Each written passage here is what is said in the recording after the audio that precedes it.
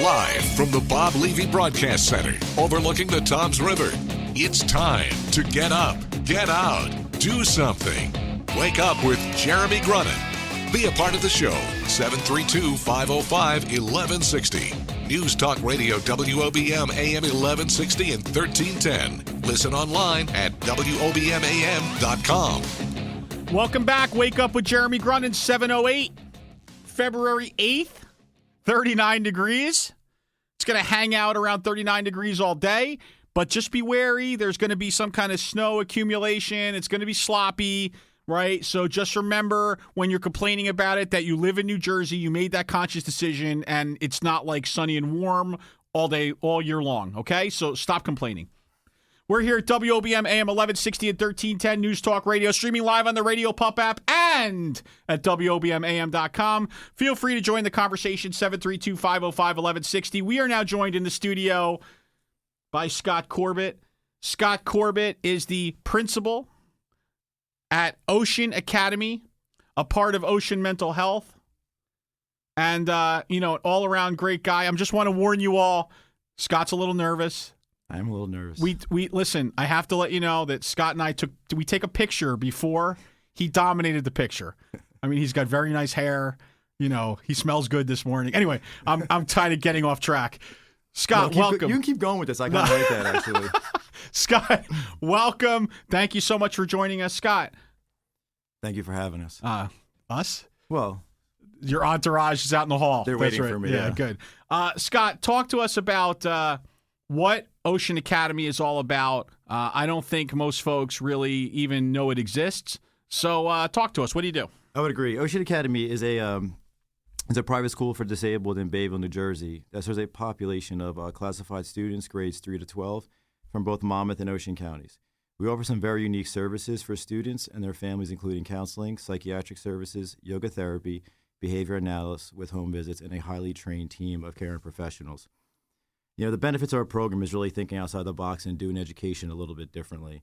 One of the things that we've done is add comfort zones in our classrooms, outdoor learning spaces, organic gardens, desks that adjust to the needs of the students. Local artists are displaying their artwork in our halls that inspire students to be creative.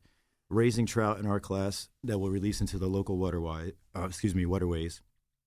An exercise room with a treadmill and a bike for students to release energy and stress, and a yoga room for relaxation.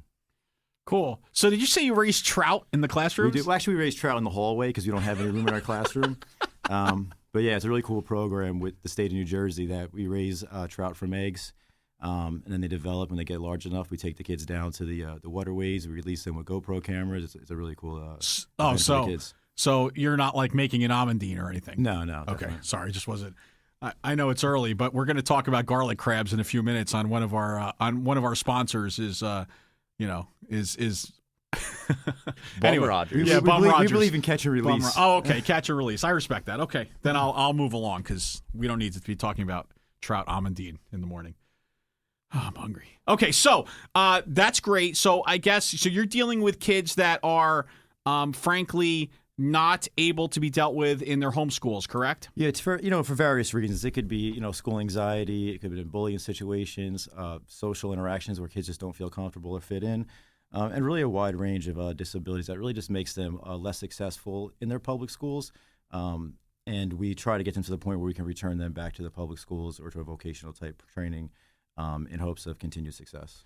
Okay, so I guess, is that really how you measure success? Is it measured by how many kids you can kind of reintegrate back into the regular school population? How many can kind of, I don't want to say get back to normal lives, but how many can more successfully deal with some of the issues that they're dealing with and kind of work through it day to day? How much time do you have?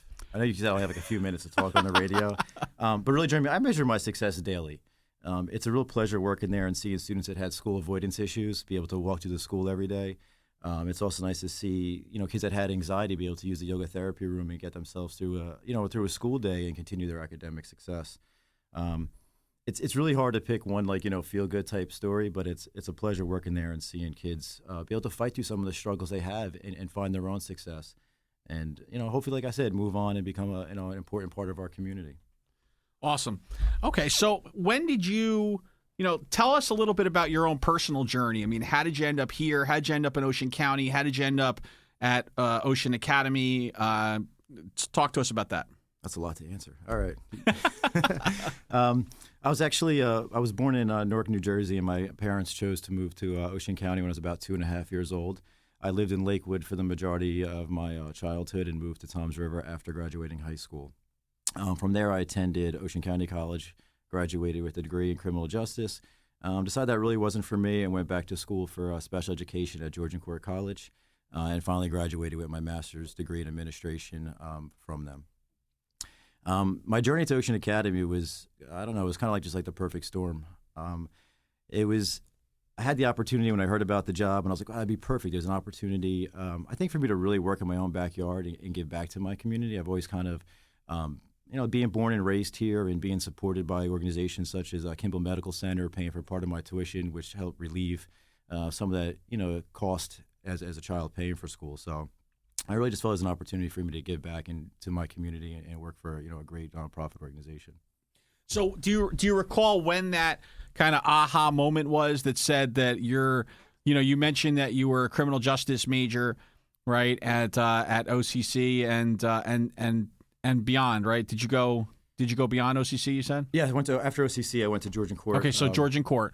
Good. I graduated. That's where I got my degree in special education. Then I also went back for my master's in administration. So how did you decide that you wanted, what was there a moment that you said, I want to go into the nonprofit world, that I kind of want to give back kind of as my career?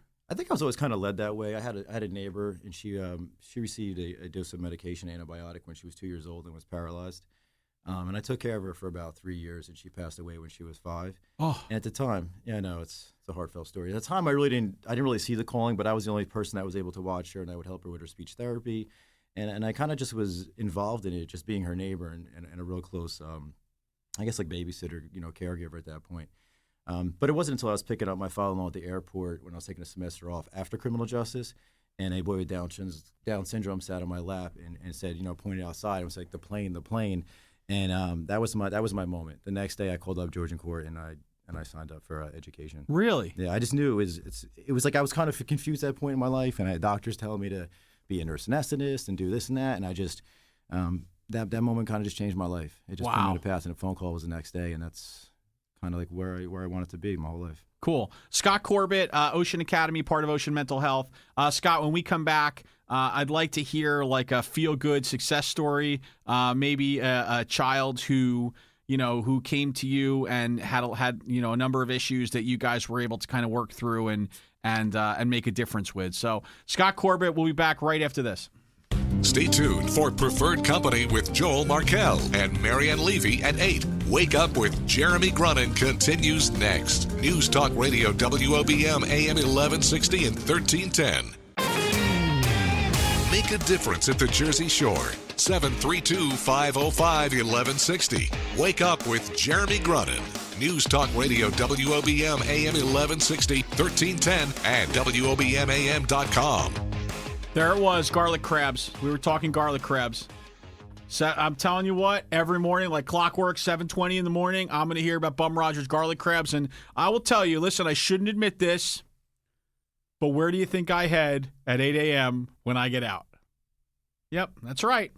Okay, they're closed, but I just hope I can catch a whiff of yesterday's garlic crabs. I know, that's disgusting. I'm here with Scott Corbett, Ocean Academy, Ocean Mental Health, here on WOBM AM 1160 and 1310 News Talk Radio, streaming live on the Radio Pup app and at WOBMAM.com, 721. So, Scott, how long have you been at Ocean Academy now? I've been there since 2014. So, wait, hold on. That's like almost 2 years now. Almost. Okay. I did that in my head. That was pretty good. Yeah, I'm feeling pretty good. So almost 2 years. So I imagine that you've introduced some new programs, some new things over at, Ocean Academy. Why don't you talk to us about some of those? Sure. Some of the things that I introduced was a therapy fish tank. I introduced comfort zones in the classroom, which are basically, areas where kids can go and relax. Maybe a beanbag type chair, Adirondack chairs, just a place for them to feel more comfortable so that they're still in the classroom getting their academic needs, but also getting their social emotional needs taken care of at the same time. One program that I'm very proud to be part of was the collaboration between the Jeremy Grunin Foundation. I'm sorry, not the Jeremy Grunin Foundation. I meant Mom and Dad. The Jay and Linda Grunin Foundation, and the Kula Kamala Foundation, which implemented a yoga therapy program. We experimented with that for last year. Was our first time implementing it, and we had great results. One of the stories that really stuck out for that to me was when we had a young man that came to us who had about 60 unexcused absences from his previous school district for panic attacks. After his yoga therapy and really learning some breathing techniques, he was able to take timeouts, and he would ask for them himself. So I'd kind of take a 5-minute break. His teacher would say, okay. We would keep the data, how he was performing in class before, what his stress level was at. He was able to use the yoga room and be able to readmit himself back into the classroom.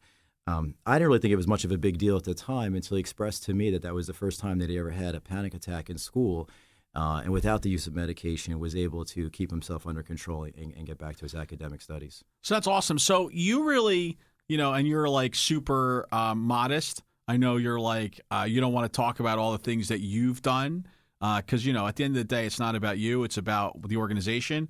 But from a ideology standpoint, when you got there was like a rubber room, right?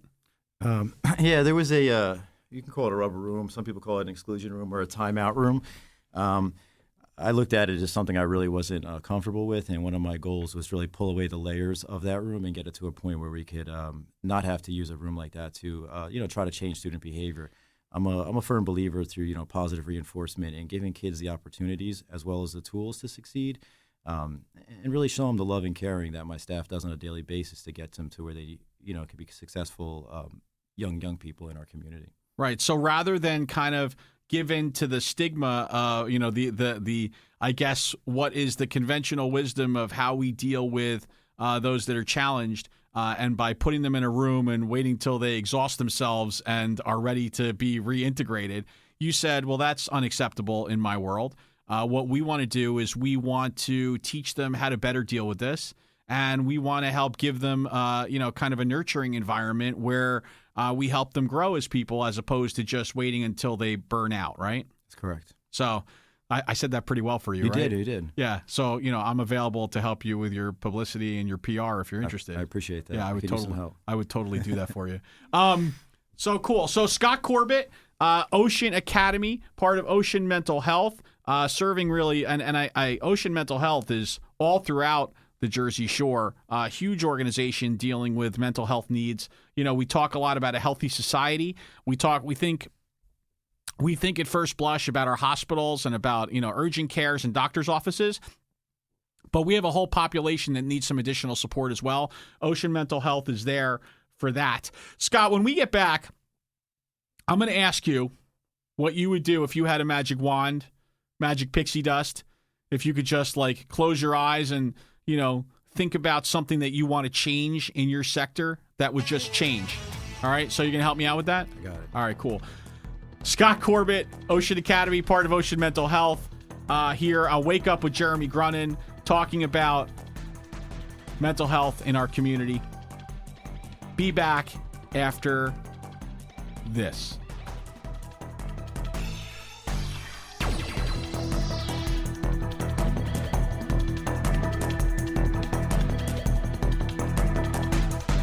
The news never stops at WOBMAM.com. Get the latest from WOBM News, the Town Square, New Jersey News Network, and Fox News Radio. Wake Up with Jeremy Grunin, News Talk Radio, WOBMAM 1160 and 1310. Live from Town Square Towers at the heart of the Jersey Shore. Wake Up with Jeremy Grunin. Get up, get out, do something. Join the conversation. 732-505-1160. News Talk Radio, WOBMAM 1160 and 1310. Listen online at WOBMAM.com. Welcome back. Wake Up with Jeremy Grunin, 734, 39 degrees, WOBM AM 1160 and 1310. News Talk Radio, streaming live on the Radio Pup app and at WOBM.com. No, that's a lie. WOBMAM.com. 732-505-1160. You could join the conversation just like Angelica is. Good morning, Angelica. Good morning. How are you? Pretty good. I was listening. I'm a CASA volunteer. I work with Vicki Weiss for the foster children in Ocean County. Okay. And I just wanted to talk a little bit about CASA. I started working with them about a year ago, and working with the foster children, there are so many problems in Ocean County with, as everybody knows, with drug issues and stuff, and so many children are ending up in the system. And with the amount of children that are in the foster care system, there are just not enough people right now advocating for them. So CASA does, like Vicki mentioned, CASA does trainings throughout the year, and it's a 30-hour training program that they go through. The child that I represent, unfortunately, lost his mother recently to a drug overdose. And when you're a CASA volunteer, you're focused on the one child that you're assigned to. And instead of these children have so many people in their lives already that are working to take care of things, but when you're doing it as a job, you've got a lot of cases going on. When you're a CASA volunteer, you're focused on that one child, and that can really make a difference in the kid's life. So it is definitely a worthwhile thing to be involved with. Well, Angelica, thank you so much. Thank you for sharing your own personal experiences first and foremost with us. Thank you for volunteering and getting up, getting out, and doing something and making a difference in your community. And thank you again for your wisdom around a great organization in Ocean County like CASA. Thanks so much for calling in. Thank you. Thank right. you. We have a lot of fundraising activities throughout the year as well. All right, great. Well, thank you so much, and we will talk again soon. Okay. Okay. Thanks. All right. Thanks. So that was Angelica. She was talking CASA, but she segued beautifully for you because she was talking about fundraising activities for CASA, right? But, Scott, I'm pretty sure that Ocean Academy and Ocean Mental Health has fundraising efforts too. So what kind of fun and exciting things are on the docket for you guys? On May 5th, we're having a gift auction taking place at the Toms River Clarion. I think it's a pretty good event. I don't know. I'm a man. I have never gone to a gift auction, but I know the women really like those. Wait a second. You're saying that men can't go to gift auctions? I'm not saying they can't go to them. I'm pretty sure that's what you just said. No, I just try to avoid them at all costs because you're a man? Because I'm a man. So listen to me. I just have to say this now because you struck a nerve. So on Saturday, that's a lie. On Friday, I was at the Community Medical Center Gala that had a silent gift auction, and I'm pretty sure I won 3 things at that auction. I felt pretty good about it. I think the key word was gala, and the gift auction came second. But when it's just a gift auction, Jeremy, I think it's... you know what? I love a good gift auction. So like I love... listen, I don't think we could... We're going to have to fight about this off the air. I don't think it's appropriate. So I have your support for our gift auction. Listen, you'll be attending? I'm in there like swimwear. Absolutely. All right, I'll go with you. All right, cool. Go ahead. What else? I encourage everybody to check out the oceanmhs.org website and follow us on Facebook as well as Instagram. It's a great place to find out some of the upcoming events, and we also share a lot of, I think, important information that goes on in our community. Hey, Scott, in your world, are men allowed to use Facebook? I just want to make sure. Yes, okay, we do. I mean, I know we can't do gift auctions. I want to make sure we can still use social media. All right, I just have to make sure because, All right, cool. So, Scott, I also wanted to ask you, I kind of teased this on the way out, and then Angelica called, and we had a great conversation about CASA, and then, you made a couple sexist comments, which I'm not, I wouldn't hold against you. I mean, it's not you, it's society. I think it was sexist towards myself. Right. It's society. It's not society. You. It's not you. So then my question for you, though, is if you had a magic wand, right? If you were able to impact something just by wishing it to be true, in your sector or in your particular area of focus, what would you do? Well, there's a lot of things that I wish I could wave a magic wand at, but one that's really dear to my heart is really teaching the whole student. That's the mind and the body. And unfortunately, I think even with our government standards and their effort to make food healthier in school, I still feel like it's pretty lackluster. And we're really providing, there's some healthier options that are provided in the public schools. But I feel like it's important to really look at providing maybe more organic, natural vegetables, things of that nature, fresh fruit. And it was interesting because my students are the ones that really kind of got me on this kick when they were asking for healthier snacks for school. And I'm like, what do you mean healthier snacks? And they're like, we love some fruit. We love some apples. So we actually made a conversion of getting more healthy, fresh snacks for them. One of the recent things that we did is we do have an organic garden outside, and we have an indoor one, and we grew organic lettuce, and we created a salad. Unfortunately, the students gobbled it up before I got a chance to try any. But I will be first in line for the kale harvest in the next couple of days. Nice. Look at you. All right. So, listen, that's a great point, by the way. I think, we haven't talked a lot about that topic, but I think school lunches are an important piece. And I think that certainly in a district like we have, and certainly throughout Ocean County, we should be going, in my opinion, my humble opinion, we should be going to centralized kitchens that actually create fresh food daily, that feed our kids not from a box and not from, not processed garbage, but rather fresh, healthy alternatives. And frankly, if you look at the cost factor, it's actually cheaper to do this. The initial setup costs obviously cost a couple bucks, but I think down the road, there's huge upside, huge cost savings, and at the end of the day, we create a healthier environment. So I think that's a great point, Scott. Thank you. I agree completely. All right, Scott. So this is your chance. You got 1 minute. Where can folks learn more? What if they want to help out? What if they want to be part of what you're doing? Where can they learn more? Where could they go? Men, women, children, any of them. Where would they go? I really encourage them to go to the website and check it out. There's a lot of information on there. What's that website? oceanmhs.org. Okay. On there, there's our contact information for everybody that works for Ocean Mental Health, and feel free to contact us and reach out. Like I said, I think Instagram and Facebook are a cool place to follow because we put a lot of the neat things we do with the kids up there. Awesome. So Scott Corbett, Ocean Mental Health, Ocean Academy. If you're having a gift auction and you're looking for someone to come and bid on some stuff, Scott is available. So feel free to reach out to him through the Ocean Mental Health website. Scott, thank you again for spending your Monday morning with us. And we'll talk again soon, okay? Thank you for this opportunity. All right, cool. Be right back after this.